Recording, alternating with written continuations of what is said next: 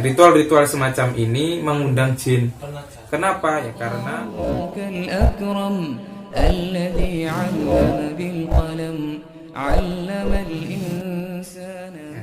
Assalamualaikum. Waalaikumsalam.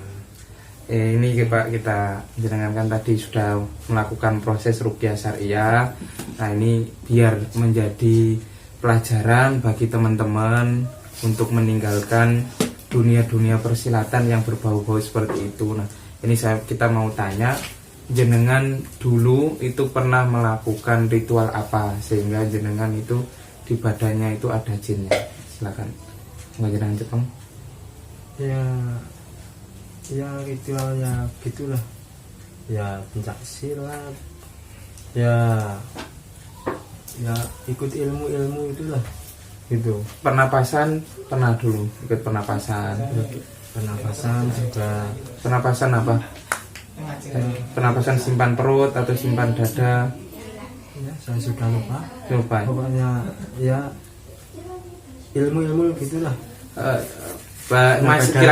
Kira-kira masih ingat enggak bacaan apa yang dibaca waktu jenengan ngamalkan itu? Ya, ada yang ingat, ada yang tidak. Ya, yang ingat saja yang coba ingat diceritakan. Ya, ada yang ya Hayyu, ya Hayyu.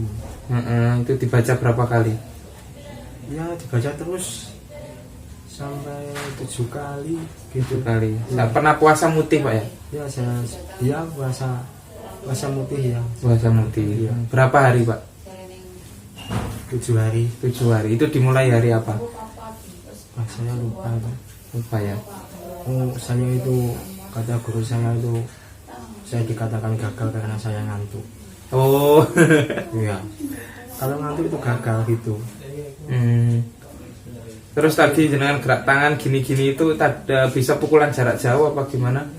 Apa tahu bisa merasakan hawa-hawa di sini ada ini? Saya tidak bisa menahan apa yang menggerakkan tangan saya. Jadi ketika mengamalkan itu terus tangannya gerak-gerak sendiri gitu. Iya, gitu. Iya. Kalau mengamalkan tuh bisa begitu ya. Sendiri dengan sendiri dengan gitu. Sendiri. Ya. Berapa tahun Pak ikut itu? Saya 2 tahun. 2 tahun sampai selesai berarti.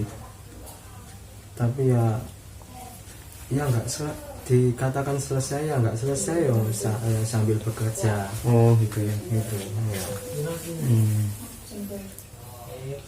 Terus jadi saya itu lulus nggak lulus saya nggak ngerti ya. Iya. Pokoknya yang penting ritual itu kata gurunya itu dijalankan. Iya. Nah terus sekarang waktu sebelum kita ruqyah itu jenengan merasakan apa? Ada apa saja? Nah, jenengan mimpinya apa? Terus kemudian yang dirasakan sakitnya apa? Ya, sakitnya itu nggak bisa sembuh, sakit nggak bisa sembuh, sulit sekali sembuh sakit itu, dan selalu dalam ketakutan. Selalu dalam ketakutan. Saya selalu dalam ketakutan. Sudah berapa bulan Pak sakitnya? Sakitnya 3 tahun. 3 tahun. Dalam ketakutan itu 8 bulan. Dalam ketakutan 8 bulan. 8 bulan. Itu sakitnya lambung Pak ya? Ya, lambung dan kaki. Oh kaki ya. Kaki yang nggak bisa sembuh. Terus mimpinya apa Pak mimpinya? Mimpinya itu ya saya akhir-akhir ini ya saya itu juga pernah berobat di orang pintar. Katanya orang pintar tuh kamu itu diikuti oleh seorang wanita. Iya. Wanita itu rambutnya panjang loh. Tapi semua orang pintar itu semuanya mengatakan sama. Wanita itu yang mengikuti kamu. Itu ya. Dan itu ketemu di alam mimpi. Sebelum saya bermimpi, saya dikatakan seperti itu. Katakan seperti itu oleh orang pintar. Tapi saya itu tidak percaya. Tapi saya itu ditanya, kamu pernah mimpi ya? Mimpi seperti apa tuh? Ya, ada orang yang mengikuti kamu, perempuan, rambut panjang, putih. Enggak, tapi itu sudah lama sekali bicara begitu. Tapi ya ternyata ya juga Iya juga. Ya. itu. Dan apa tuh, wajahnya tuh putih polos, nggak ada hidungnya, nggak ada apa, putih polos terus gitu. Dan dia selalu mengikuti saya. Sampai mau ke mantenan Pak ya, sama Mas untuk mau proses iya, nikah? pernah Ya. tapi kayak nggak jadi gitu. Nggak jadi ya. Sampai mimpi ini juga berhubungan badan. Iya, tapi ya nggak jadilah gitu, mau gitu tapi nggak jadi. Iya, tapi sampai saya bangun tuh gimana ya gitu, saya cuma mimpi aja, semoga tidak ada apa-apa. Itu aja hati saya. Iya. Benar. Jadi gini sahabat Al-Qalam. Ini diantara contoh ya, beliau ini alhamdulillah diberikan taufik oleh Allah Subhanahu wa taala sehingga beliau memilih untuk berobat dengan menggunakan ruqyah syariah. Untuk kasus beliau ini memang akibat dari beliau itu ilmu tenaga dalam. Nah, tenaga dalam itu pasti ada ritual-ritual bid'ahnya yang menyimpang dari ajaran Rasulullah Shallallahu Alaihi Wasallam. Semisal puasa mutih atau puasa weton. Nah, ini merupakan puasa-puasa yang bid'ah yang tidak pernah diajarkan oleh Rasulullah Shallallahu Alaihi Wasallam. Ritual-ritual semacam ini mengundang jin. Kenapa? Ya karena ritual tersebut yang pertama merupakan ritual bid'ah. Kemudian yang kedua ada batasannya, memiliki persyaratan. Misalkan ketika tadi beliau ini melakukan puasa mutih, seandainya tidak sampai 7 hari, misalkan hanya 3 hari atau sehari atau 5 hari, ilmunya tidak akan masuk karena menyelisihi syarat yang telah ditentukan oleh jin tersebut.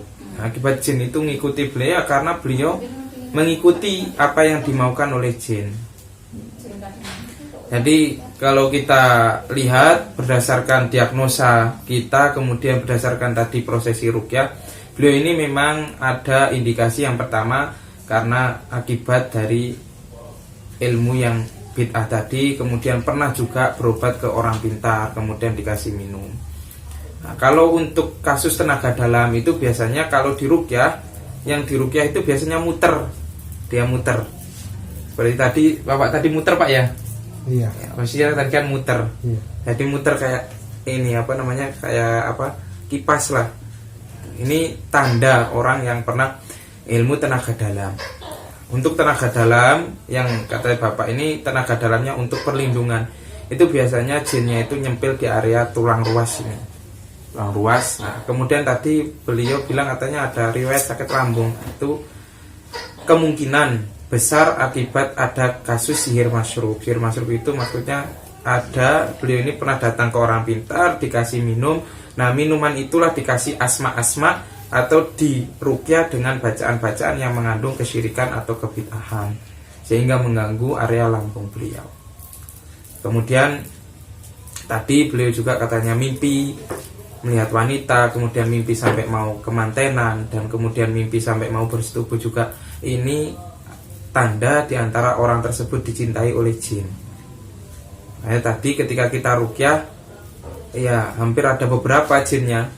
Ada yang galak, ada yang pakai ilmu silat, kemudian yang terakhir ada yang menyerupai wanita. Suaranya kayak wanita, Bu. Persis wanita. Persis wanita. Mau derek sih, bang kok tapi kan terus tahu derek gak apa-apa tak ajarin. Maksudnya gak apa-apa tapi kok aku kelingan jandinku. Oh tendang tambah kontraksi ya. Jadi ya alhamdulillah. Jadi waktu kita ruqyah tadi, kemudian yang terakhir juga tadi yang waktu di rumah itu kayaknya perempuan juga tadi. Dia ngomongnya itu perempuan tadi. Ya, alhamdulillah. Jadi semua itu atas izin Allah Subhanahu wa taala. Ini tadi makanya Bapak tadi kan saya bilang kenapa kok saya setelah ruqyah itu pernah diruqyah, setelah diruqyah kok saya justru malah ketakutan. Itu bisa jadi sebab prosesi ruqyahnya belum tuntas. Itu. Nah, inilah pentingnya kalau dalam ruqyah kami di Al-Qalam itu lebih kita tekankan untuk mendiagnosa orang yang mau kita ruqyah terlebih dahulu. Gangguannya apa, yang dirasakan fisiknya apa, sudah berapa lama, kemudian mimpinya apa, itu harus diteliti dengan detail sehingga bisa mengidentifikasikan beliau ini kena gangguan apa. Ini semoga saja setelah ini Allah SWT memberikan kesehatan yang sempurna, sudah tidak diganggu lagi oleh bangsa jin. Terus terakhir Pak, setelah diruqyah apa yang dirasakan sekarang? Alhamdulillah sekarang ya nggak kedinginan seperti tadi. Tadi saya mau pulang, takut, saya pingin dan takut Waktu sekali. ke masjid tadi Pak ya? Iya, Sama saya kipas. mau pulang. Mau pulang. Mau cepat-cepat pulang. Soalnya tadi di luar beliau tidak mau masuk ke masjid, soalnya masjid kan ada kipas. Jadi tadi setelah kita ruqyah alhamdulillah langsung kipasnya saya nyalakan dan alhamdulillah tidak kedinginan.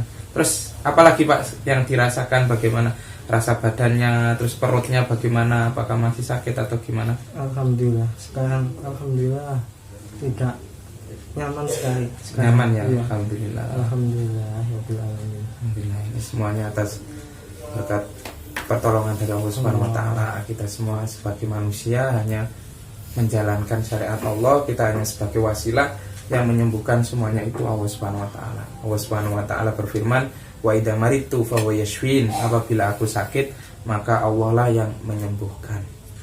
Jadi yang hebat itu bukan peruqyahnya, tapi Allah lah yang menolong kita. Itu yang harus jangan ketahui Pak. Bukan saya yang hebat, bukan saya yang ahli dalam bidang ruqyah, bukan saya ini sakti, ndak. Tapi yang memberikan kesembuhan jenengan itu hanya Allah Subhanahu wa taala. Saya hanya sebagai perantara. Terus pesan saya, jenengan harus tetap istiqomah, kemudian bertaubat kepada Allah, karena jenengan dulu pernah melakukan ritual bid'ah itu, pernah melakukan ilmu tenaga dalam itu, jenengan taubati kepada Allah, meminta ampun kepada Allah Subhanahu wa taala. Kemudian ini Bu, tolong jenengan bapaknya ini ngonsumsi kunir temulawak yang dicampur dengan cabai Jawa. Cabai Jawa. Cabai Jawa itu cabai itu loh Bu. Rawon. G, yang dibikin rawon. Di pasar ini kan kata itu. Jadi temulawak, terus kemudian kunir sama cabai Jawa. Itu kemudian direbus. Kunir biasa nggak? Kunir biasa. Bukan kunir putih. Boten. Terus temulawak ini temulawak Temulawak biasa, Garing boten apa temu ireng. teles? Ini saged diparut sedanten. Diparut sedanten nggih kunire Biasanya di. konsumsi temulawak kali kunir putih ngoten kali gula aren. Kula godhoke kula minum. Nggih sae kali ditambahi gula aren, tapi jenengan tambahi kali niku wau cabai Jawa. Niku fungsine damel napa niku menormalkan suhu tubuh. Mergi suhu tubuh Bapak ini kan kadang didamel panas, damel dingin. Nah niku untuk menormalkan damel cabai Jawa. Terus cabai Jawa niku fungsinya juga biar Bapak ini tidak gampang capek dan stamina fit malih. Adapun kunir kali temulawak niku fungsinya damel kesehatan lambungnya Bapak niku. Terus ketika mau minum niku Pak, ketika mau minum racikannya tadi jangan lupa membaca Al-Fatihah dulu, dibaca Al-Fatihah, diruqyah dengan menggunakan Al-Fatihah. Ya, Al-Fatihah satu kali boleh, 3 kali boleh. Niatkan meminta kesembuhan oleh Allah Subhanahu wa taala. Ngoten Pak nggih? Alhamdulillah. Matur suwun sangat, terima kasih. Semoga diberikan kesembuhan oleh Allah Subhanahu wa taala. Amin. Ya Allah.